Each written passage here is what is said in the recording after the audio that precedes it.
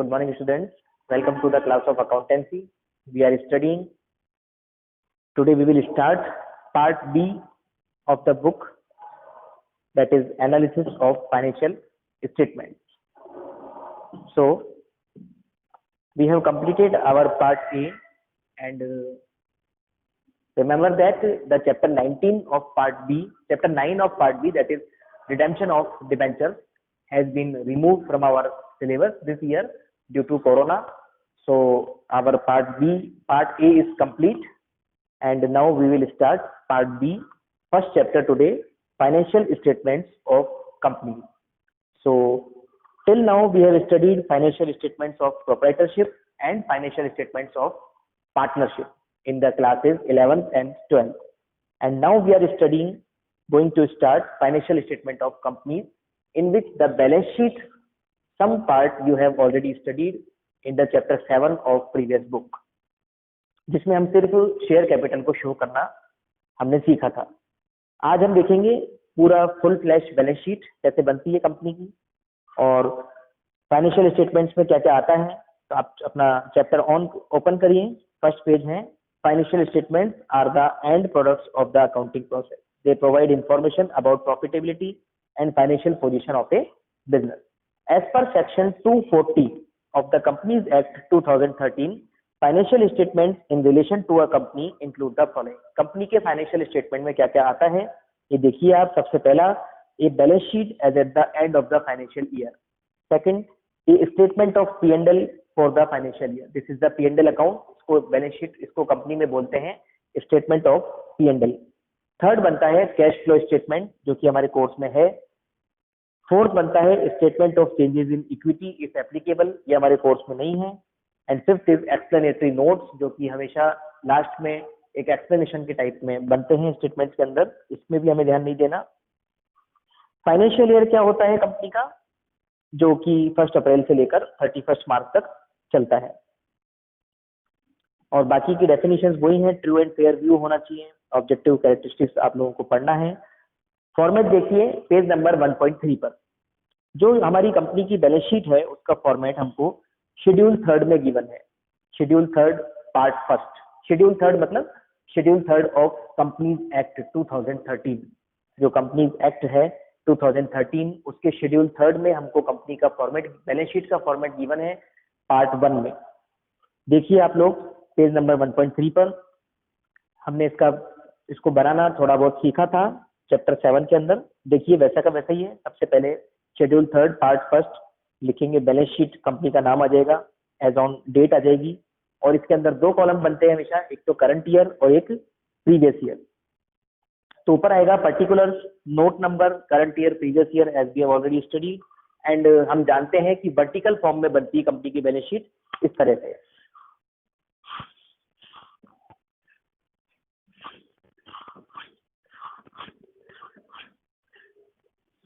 यहाँ पर आता है पर्टिकुलर,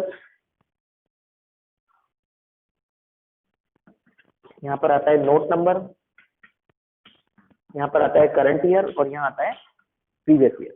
अब कंपनी की, अपन जो प्रोप्राइटरशिप की बैलेंस शीट बनाते थे वो यहाँ इधर लायबिलिटी होती थी, इधर असेट होती थी.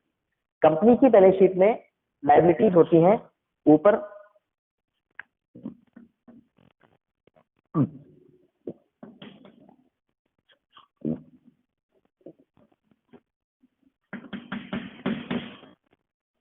ये अपनी लायबिलिटी साइड होती है.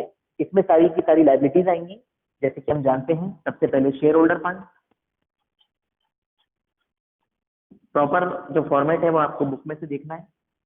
और नंबर 2 आएगा इसमें share application money.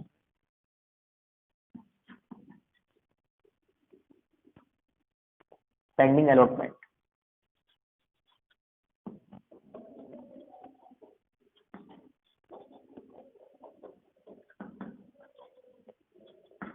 Third number पे आती है नॉन करंट लायबिलिटी,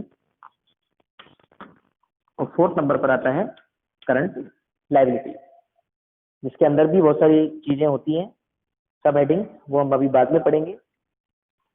फिर इसके बाद आ जाएगा टोटल. ये अपना लायबिलिटी साइड का टोटल हो जाता है. फिर इसी के नीचे असेट साइड शुरू हो जाती है।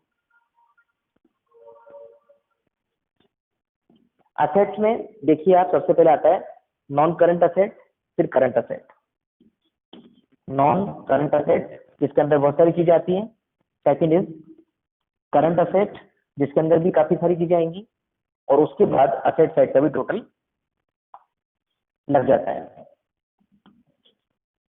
तो ये एक मैंने आपको फॉर्मेट बताया कंपनी की बैलेंस शीट का। अब आप लोग बुक में देखिए, हमें सारी हेडिंग्स और सब हेडिंग्स याद करनी है। हमें याद होना चाहिए कि लायबिलिटी साइड की हेडिंग्स क्या क्या है।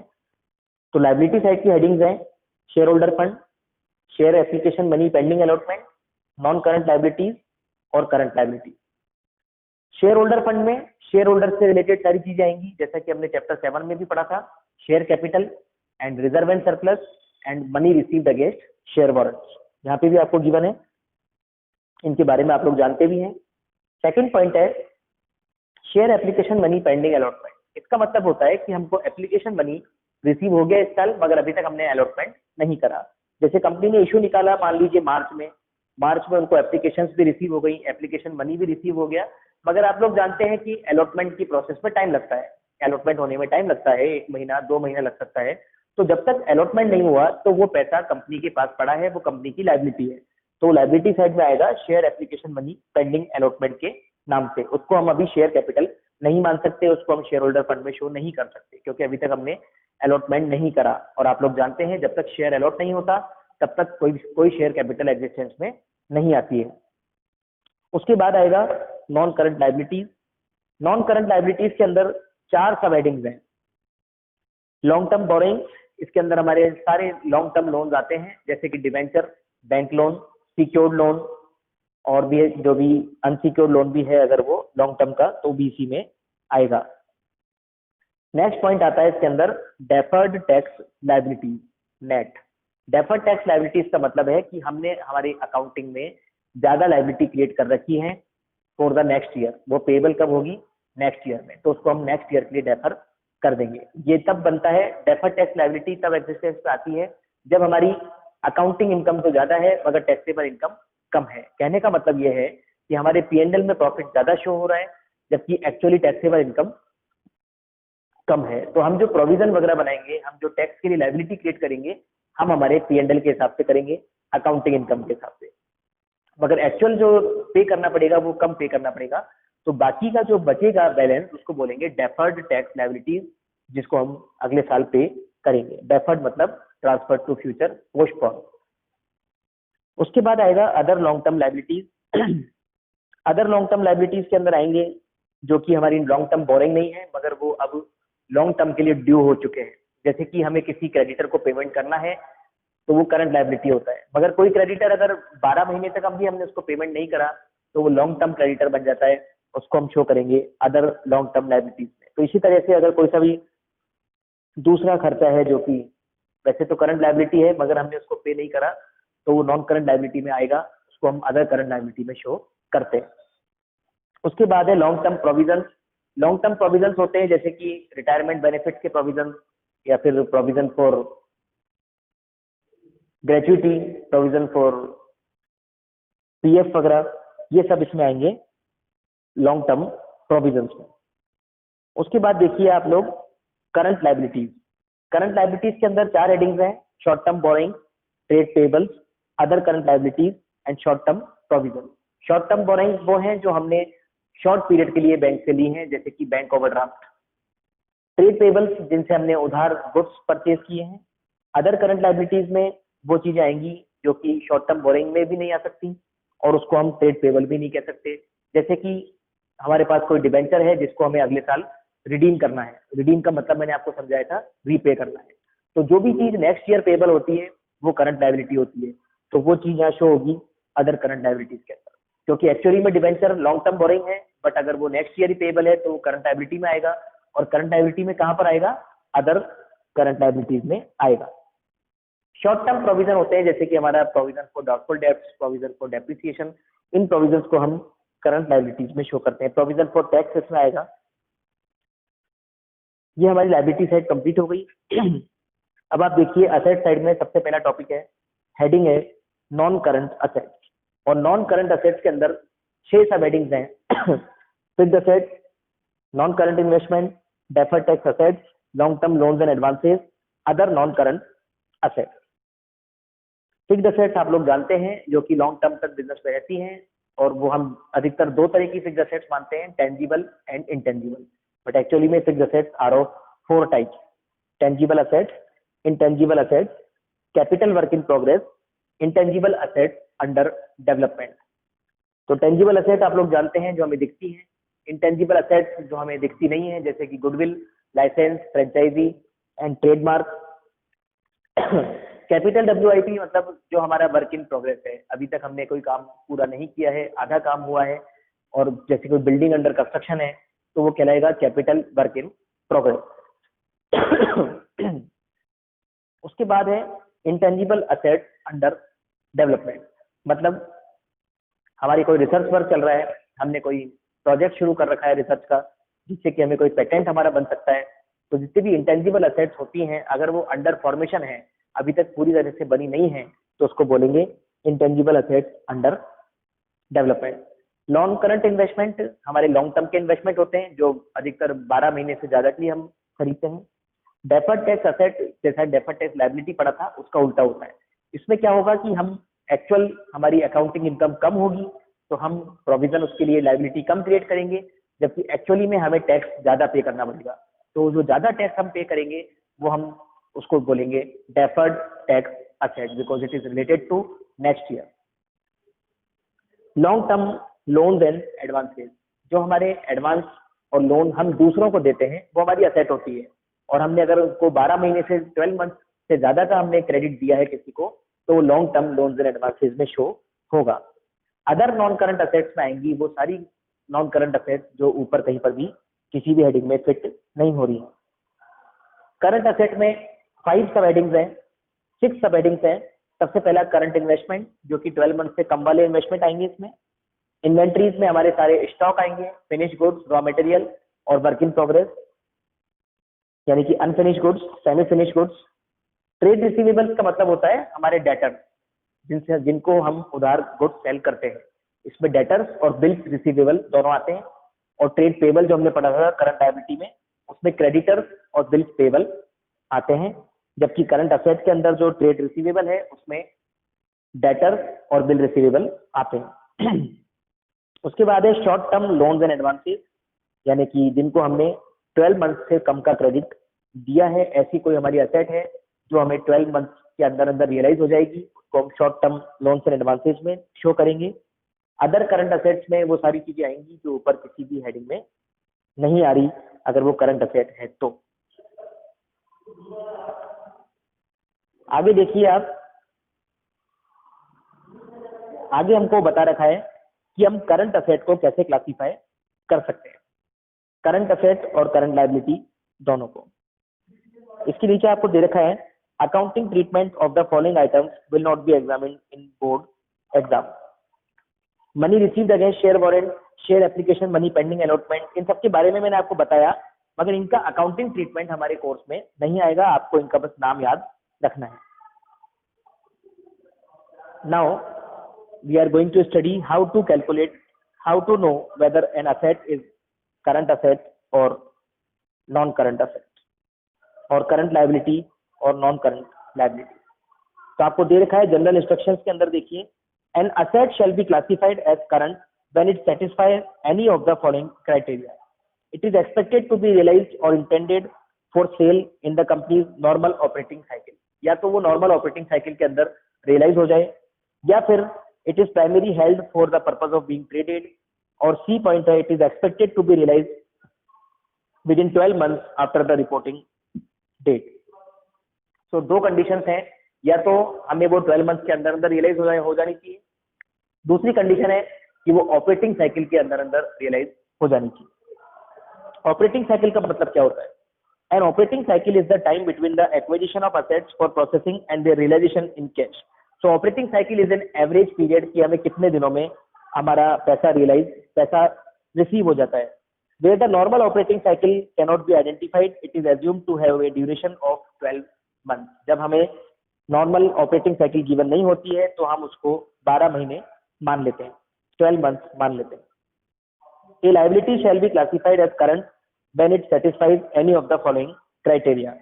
It is expected to be settled in the company's normal operating cycle. Liability में भी ऐसा ही है कि अगर हम उसको ऑपरेटिंग साइकिल के अंदर अंदर पे कर देंगे तो वो करंट लाइबिलिटी है, और अगर हम उसको 12 मंथ्स के अंदर अंदर पे कर देंगे तो भी वो करंट लाइबिलिटी मानी जाएगी. कहने का मतलब ये है कि मान लीजिए हमारी ऑपरेटिंग साइकिल है 6 मंथ और हमने पेमेंट कर दिया 7 मंथ्स में, तो देखा जाए तो हमने ऑपरेटिंग साइकिल से ज्यादा पीरियड में पेमेंट किया है, मगर क्योंकि ये पेमेंट पीरियड 12 मंथ से कम है तो ये क्या कहलाएगा, ये करंट लाइबिलिटी ही कहलाएगा. ठीक है. अगर ऑपरेटिंग साइकिल 13 मंथ है, 14 मंथ है, हमने पेमेंट कर दिया है 13 मंथ में, तो भी ये करंट लाइबिलिटी है क्योंकि हमने इसका पेमेंट ऑपरेटिंग साइकिल से कम पीरियड में कर दिया है. अगर ऑपरेटिंग साइकिल है 15 मंथ और हमने उसको पेमेंट किया है 17 मंथ में, अब की बार ये नॉन करंट लाइबिलिटी है क्योंकि हमारा पेमेंट पीरियड ऑपरेटिंग साइकिल से भी ज्यादा है और 12 से भी ज्यादा है. तो ये 3 बातें आपको नोट करनी है कि अगर आपका पेमेंट पीरियड 12 से कम है तो इसका मतलब वो आपकी करंट लाइबिलिटी है. अगर आपका पेमेंट पीरियड ऑपरेटिंग साइकिल से कम है तो भी वो करंट लाइबिलिटी है. अगर आपका पेमेंट पीरियड ऑपरेटिंग साइकिल से ज्यादा है और साथ साथ वो 12 से भी ज्यादा है तो वो नॉन करंट लाइबिलिटी कहलाएगी. I hope you understand. Fourth point है no debit balance of P&L along with assets. आपको ध्यान रखना है कि हम कंपनी की बैलेंस शीट में कभी भी P&L को असेट साइड में शो नहीं करते. P&L अगर नेगेटिव है तो वो रिजर्व एंड सरप्लस में ही लेस होगा और अगर वो नेगेटिव है तो उसको नेगेटिव में ही शो करेंगे. फिफ्थ पॉइंट है कि miscellaneous expenditure, discount, underwriting commission, preliminary expenses shall be written off against security premium reserve, then general reserve, then surplus और balance is the statement of P&L. तो ये सारे खर्चों को हम बैलेंस शीट के अंदर रिजर्व एंड सरप्लस में से एडजस्ट कर देते हैं, माइनस कर देते हैं.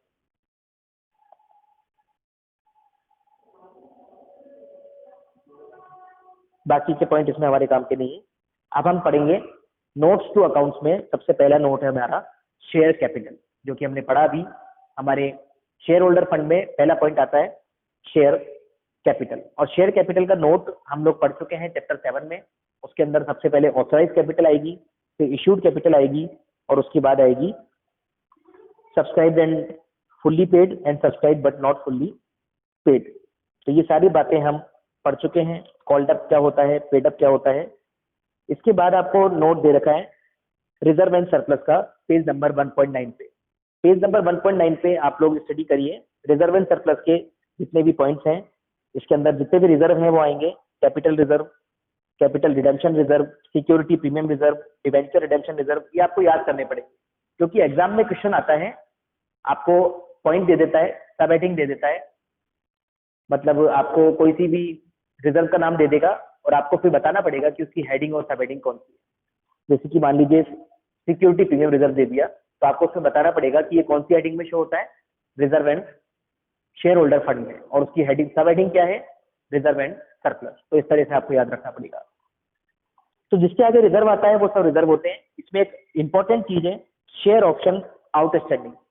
इसकी अकाउंटिंग हमारे कोर्स में नहीं है, मगर आपको याद रखना है कि हम एम्प्लॉइज को जब कम प्राइस पर शेयर देते हैं तो उसके लिए हम बनाते हैं शेयर ऑप्शन आउटस्टैंडिंग अकाउंट, और ये हमारे प्रॉफिट का एक पार्ट होता है, इसलिए हम इसको रिजर्व एंड सरप्लस में शो करते हैं. अदर रिजर्व, रिजर्व फंड, बाकी सारे रिजर्व एंड सरप्लस में आएंगे. और जैसा कि मैंने आपको बता दिया है कि debit balance of statement of P&L यानी कि लॉस भी रिजर्व एंड सरप्लस में ही आएगा. उसको हम एडजस्ट कर देंगे, या तो उसको हम सिक्योरिटी प्रीमियम में से लेस कर देंगे, या फिर हम जनरल रिजर्व में से लेस कर देंगे, या फिर हम उसको एग्जिस्टिंग P&L के बैलेंस में से लेस कर देंगे.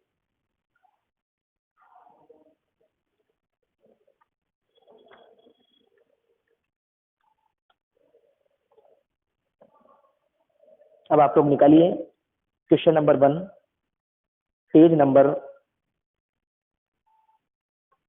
1.5 0।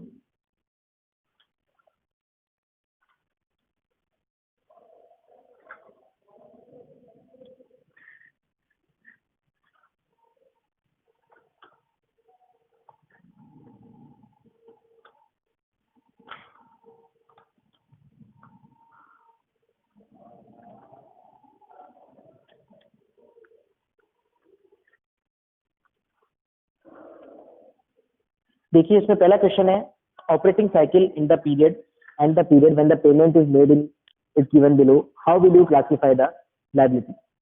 तो जैसा कि मैंने आपको आज समझाया था, इसमें आप देखिए आपको इसमें 6 आइटम्स गिवन है जिनका आपको ऑपरेटिंग साइकिल गिवन है और expected period of payment given है। देखिए इसमें जो हमारा फर्स्ट है उसके अंदर ऑपरेटिंग साइकिल है 9 मंथ और पेमेंट पीरियड है, मैंने आपको भी समझाया था जैसे कि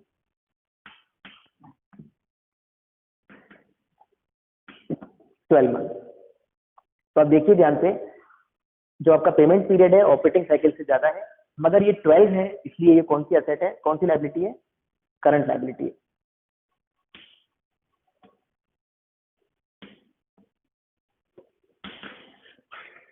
सेकंड है उसके अंदर आपका ऑपरेटिंग साइकिल है 11 और पेमेंट पीरियड है 12, क्योंकि ये भी आपका 12 के अंदर अंदर ही है, पेमेंट पीरियड 12 है, इसलिए ये भी क्या है, करंट लायबिलिटी है। थर्ड पॉइंट है ऑपरेटिंग साइकिल है 11 और पेमेंट पीरियड है 13। अब यहाँ पर ये एक नॉन करंट लायबिलिटी है क्योंकि ये 12 से भी ज्यादा है और ऑपरेटिंग साइकिल से भी ज्यादा है, तो यहाँ पर क्या आएगा, नॉन करंट लायबिलिटी। ये कौन सी लायबिलिटी है, नॉन करंट लायबिलिटी है। नेक्स्ट है आपका फोर्थ, इसके अंदर ऑपरेटिंग साइकिल है 18 मंथ और पेमेंट पीरियड है 20 मंथ। ये भी नॉन करंट लायबिलिटी है क्योंकि 12 से भी ज्यादा है और ऑपरेटिंग साइकिल से भी ज्यादा है। फिफ्थ पॉइंट है आपका ऑपरेटिंग साइकिल है 18 और पेमेंट पीरियड है 16, यानी कि आपने ऑपरेटिंग साइकिल से कम पीरियड में पेमेंट कर दिया, तो ये आपका करंट लायबिलिटी में आएगा।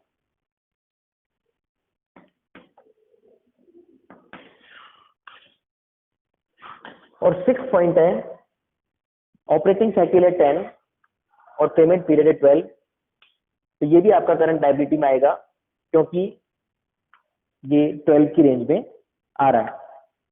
क्वेश्चन नंबर सेकंड है आपको, इसमें आपको सारी हेडिंग्स लिखनी है इक्विटी एंड लायबिलिटी साइड की, तो ये आपको कॉपी में करना है।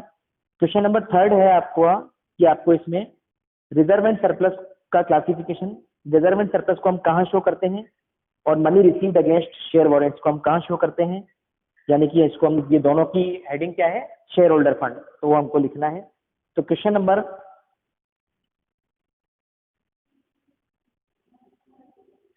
फोर्थ है कि आपको करंट लायबिलिटीज की सारी सब हेडिंग्स बतानी है, जो कि आप लिख सकते हैं, याद करके लिखिएगा, और उसके बाद के क्वेश्चन हम कल करेंगे। तो क्वेश्चन नंबर 4 तक आपको होमवर्क में करके लाना है और आपको बैलेंस शीट का सारा फॉर्मेट याद करना है, हेडिंग्स और सब हेडिंग्स सारी याद करनी है।